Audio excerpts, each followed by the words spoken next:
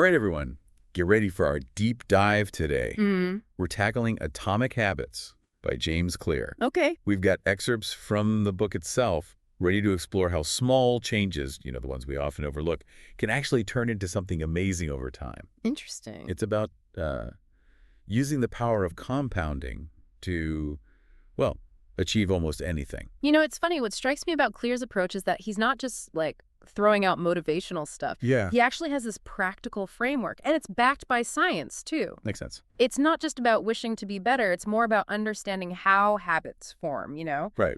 and using that knowledge to make real changes. And speaking of practical, Clear starts with a really good example. Okay.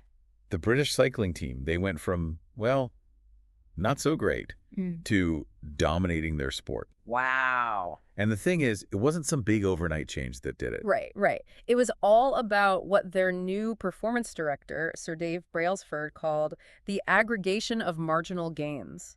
Aggregation of what? Marginal gains. Basically, tiny, 1% improvements, but across everything they did. So we're talking like training, Yes. equipment, the whole shebang. Exactly. They redesigned the bike seats for comfort, tested different massage gels, even taught the riders the best way to wash their hands to avoid getting sick. Sounds kind of obsessive.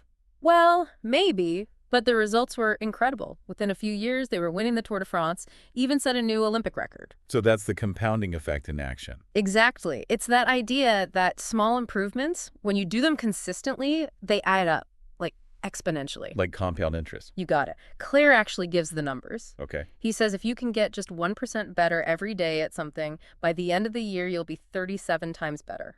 Wow. That's a huge difference. Physics, right? Imagine if you wrote a little more each day. By next year, you could have a book. Exactly. But honestly, I think most of us, we expect fast results, like a straight lineup. That's natural. We want that six-pack after a week of crunches, or to be fluent in a new language after a few Duolingo sessions. Yeah, that's not how it works. And when we don't see those quick wins, we get discouraged, we quit. Yeah, it's so common. It's tough to stay motivated. Clear addresses this with the idea of the plateau of latent potential. Plateau of what? Latent potential. Basically, we put in a lot of effort, and at first we don't see much progress. It's really demotivating. So it's like hitting a wall. You're working hard, but nothing's happening. Right. Is it like a waste of time then? No, not at all. The key is those early efforts, they're not wasted. Okay. Clear uses this analogy of an ice cube melting. You can apply heat to it, and for a while, it looks like nothing's happening. Then, suddenly, boom, it starts melting. I see. It was building up to that point. So those initial efforts are like setting the stage for the breakthrough. Exactly. It's a good way to think about it when you feel stuck, when you feel like you're not getting anywhere. Consistency is what matters, even if you don't see results right away. This is making me think about all those times I've given up too soon. It happens to all of us. I need to remember that consistency is key. Yeah, absolutely. And that brings us to a really important point that Clear emphasizes. Okay. Systems over goals. He says fixating on goals only can actually be a problem. Really? Yeah, instead, we should be focusing on building systems that get us those results naturally. I'm all for setting goals, but I'm curious, why does he see them as potentially like a bad thing? Well, he points out just having a goal doesn't mean you'll succeed. Look at the Olympics. Every athlete wants the gold. Exactly. But only a few win it, so it's not enough to just want it. Right. You need a plan to get there. That's where systems come in. They provide the framework, the actions, the processes that actually get you results. So it's about the journey, not just the destination. That's it. So if my goal is to write a book, my system would be like writing habits, outlining research, maybe even setting up a writing space. Exactly. You're creating a structure that supports your progress, no matter if you hit a specific target on a certain day. Instead of focusing on the finished book, I should be focusing on building a writing routine I can actually stick with. Yeah, long term. Long term, yeah. And Clear gives some really good reasons why the systems first approach works. Okay, I'm all ears. Convince me to ditch my goal obsession. Well, for one thing, reaching a goal is often a temporary change, not a permanent solution. Like what? Think about cleaning a messy room. You spend a day organizing it, it looks great, right? But if you don't change the habits that made it messy in the first place... You end up back at square one. Exactly. My closet is a constant battle between organization and chaos. I get it. Another issue is goals can actually hinder long-term progress. How so? Once we achieve a goal, we might lose motivation, go back to old habits. Because the goal is gone. Exactly. Like those New Year's resolutions that fizzle out by February, you hit your goal weight and then back to the old routine. It's so true. And lastly, goals can make us think in this either-or way, Like what? where we feel like we can't be happy or successful until we reach that goal. It's that I'll be happy when mentality. So we delay our happiness, we're putting it on hold. Yes. And systems help shift that perspective. It becomes about finding joy in the process, not just the end result. This is really making me rethink my approach to achieving anything. It's powerful stuff. But how do we actually put this systems over goals thing into practice? Right. Good question. Where do atomic habits come in? That's the core of it all. He defines atomic habits as these small, seemingly insignificant habits, but they're the building blocks of larger systems. It's not about making some huge change overnight. Yep. It's about those tiny, consistent actions that add up over time. Exactly, like building a house brick by brick. Yeah, Each habit is a brick, and together they create this strong structure. I see the connection now. Yeah. So if I want to build a system for writing that book, I need to focus on those atomic habits. Yeah. Those small daily actions that over time will get me to that goal. It's not about writing a chapter a day or thousands of words at once. It's about, say, writing for a set time each day, even just 15 minutes. Or maybe writing 100 words daily. So make it a habit, make it automatic. Exactly. Build that momentum through repetition. I like that. And the great thing is, anyone can do this, no matter their skill level or experience. This is giving me a lot to think about in terms of my own goals and habits. Me too. We've only just scratched the surface of atomic habits, though. Oh yeah, there's a lot more to explore. I want to know more about how to actually build these habits and, break the bad ones that stick around. Yeah, we'll definitely get to that. I'm looking forward to it. Me too. It's interesting how much of what we do every day, like our behavior, is driven by things we don't even think about. It's like our brains are on autopilot, just running these routines without us knowing. Yeah, like pre-programmed. And Claire gives this example in the book. It's about a paramedic who was at a family gathering.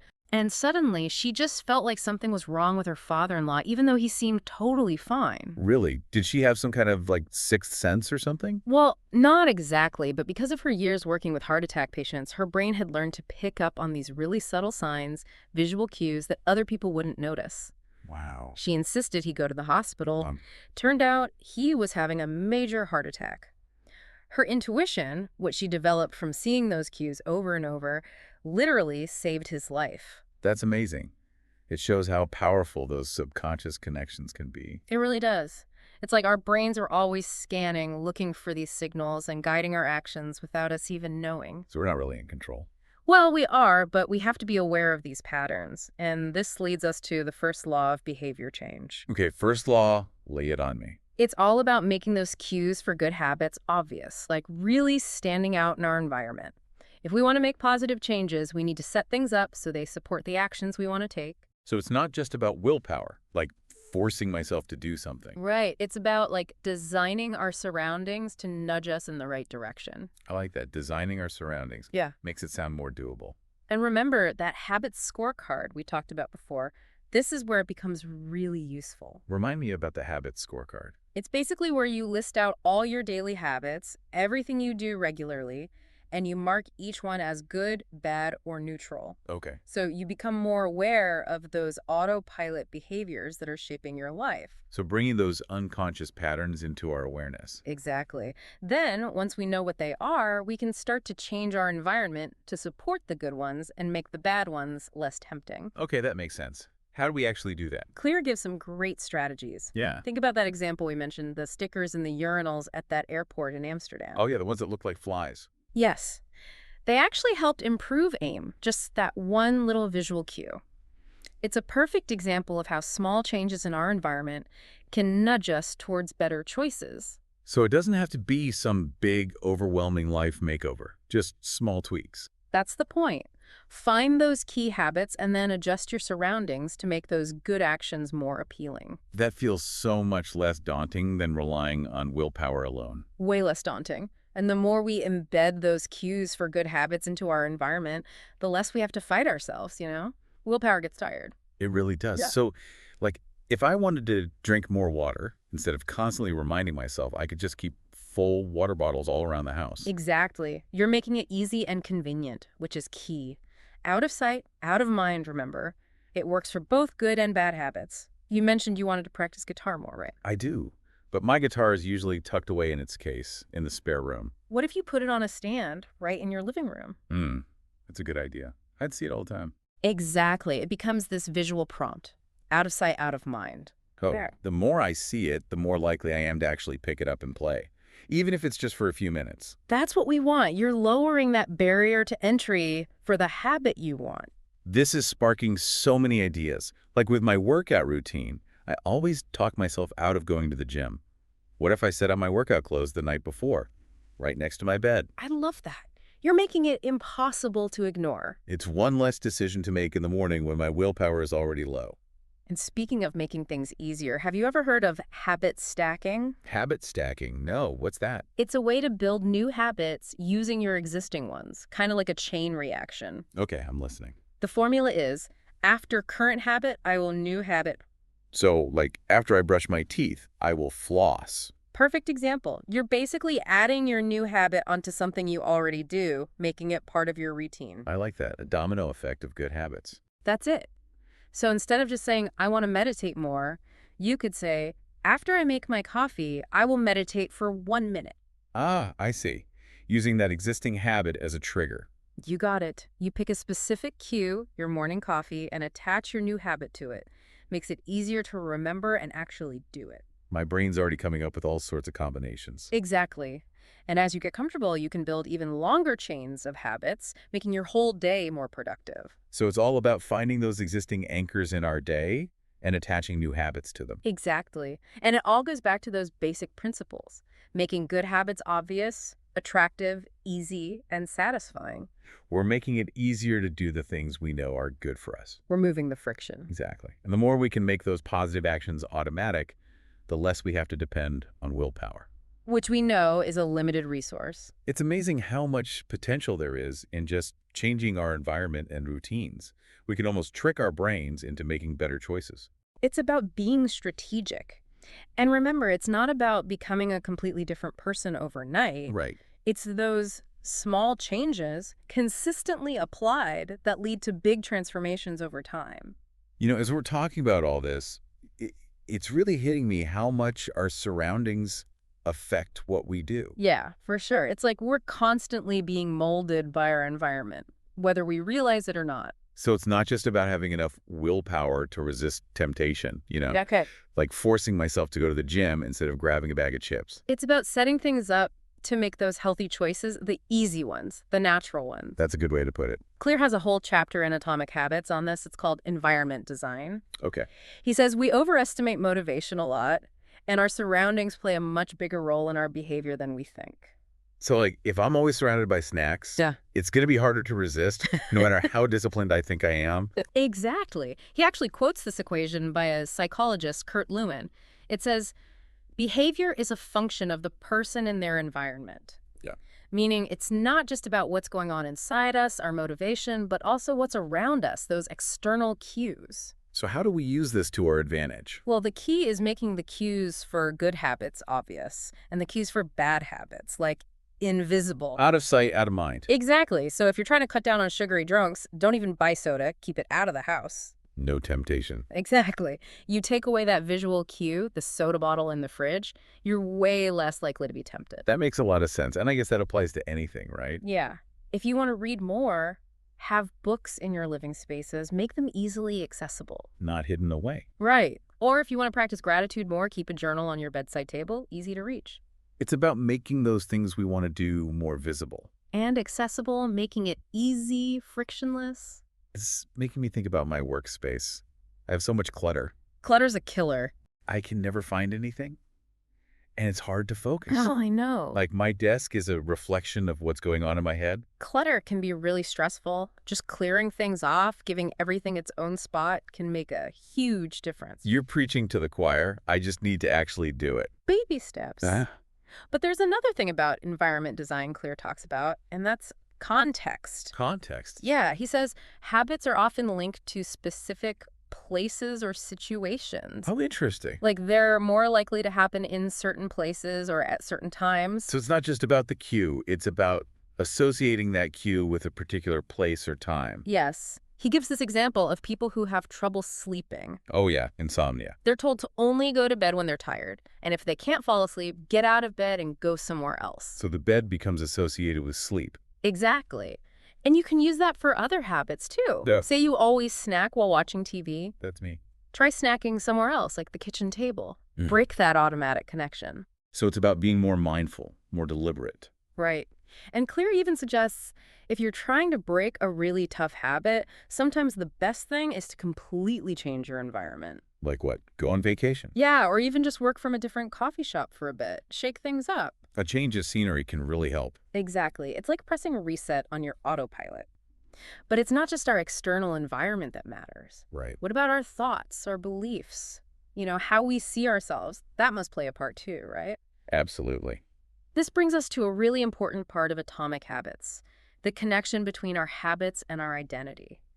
It's not just about changing what we do, it's about changing the beliefs behind those actions. Okay, the habit identity link. Sounds deep. It is. Clear says that real change is actually identity change.